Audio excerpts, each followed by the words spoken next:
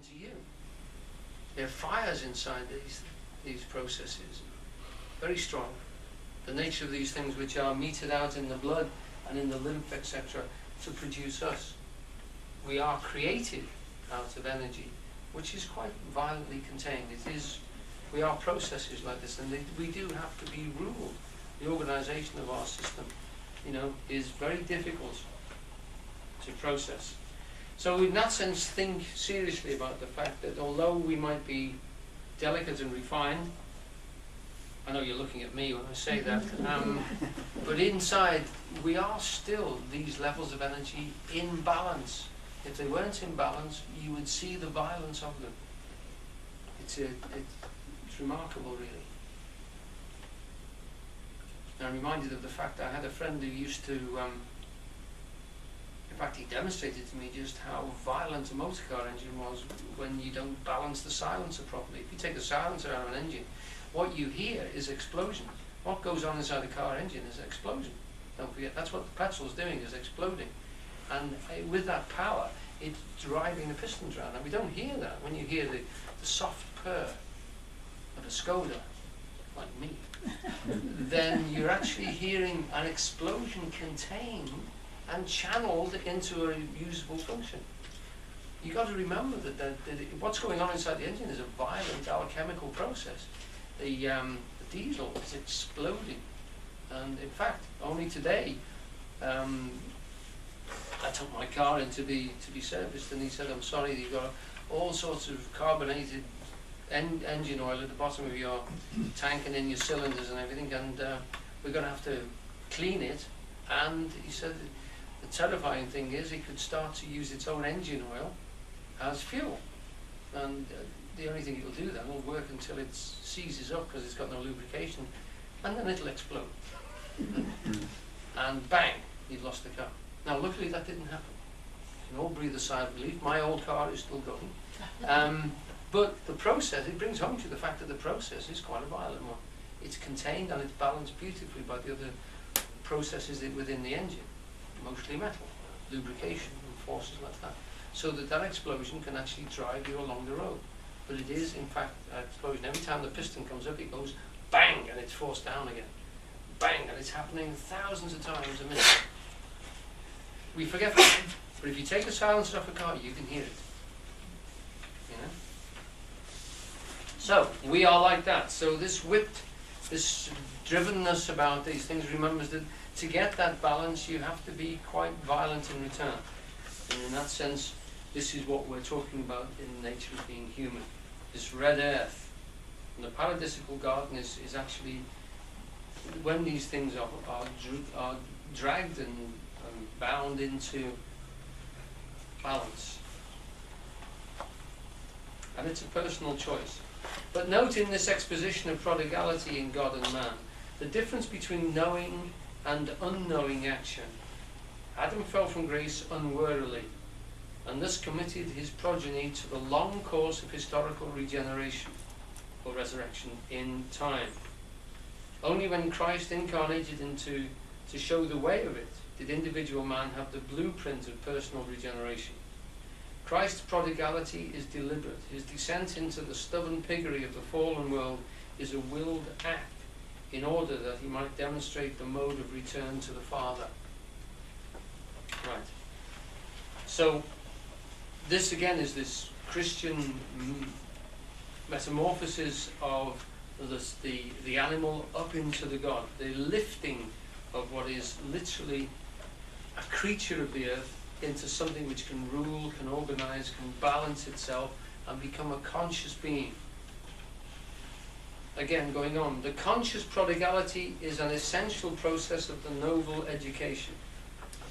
But it is an exercise, a highly dangerous one at that, to be entered upon with conscious intent.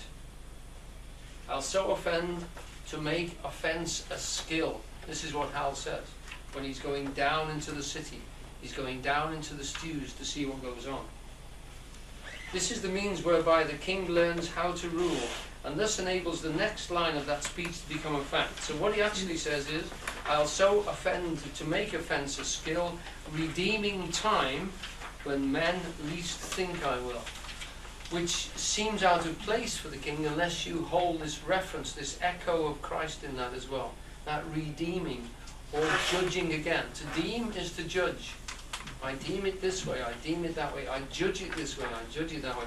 To redeem is to rejudge when men least think I will. The Christ play images are conscience again. We must never forget that Shakespeare was working within a Christian community, and Christian mythology and example is imprinted deeply in his thinking. The Redeemer comes, and when no man can tell, which is the wise virgins again. The virgins, some of the virgins have got oil for their lamps, and they stay awake, and they tend their lamps, and when the groom for a wedding, when he comes, they're ready and they go with him. The other ones have fallen asleep. So they missed the party. They didn't get into the paradisical garden. They've got to go round again. The Redeemer comes when no one can tell. One has to be awake, as Henry is, while his subjects sleep. Now we're moving on to a slightly different subject here. He's going to talk about sleep and the fact that, in a sense, if you're not going to be a leader, if you're not going to be awake to some degree, then you are asleep. And that this sleeping nature is that idleness, it's that softness, that dozing of actually allowing the functions to turn over in you, to not actually be yoked, deliberately, business-likely involved in what's going on.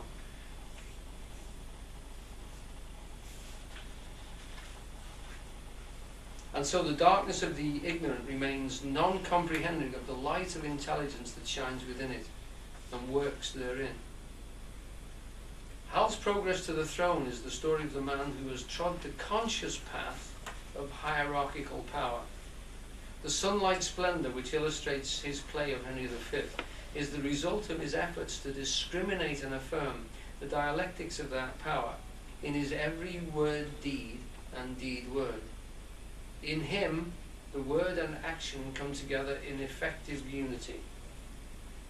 Now, I was talking on Wednesday night and pointing out the fact that we have to think, certainly this word and deed business is represented in the language of think, which is the idea form, and thing, which is the real or royal action in the world. That g sound there is a glottal stop similar to that k sound there. But this one is voiced. You've got energy, you put energy into that. If you say to yourself, k, what did you just say that to me? Right.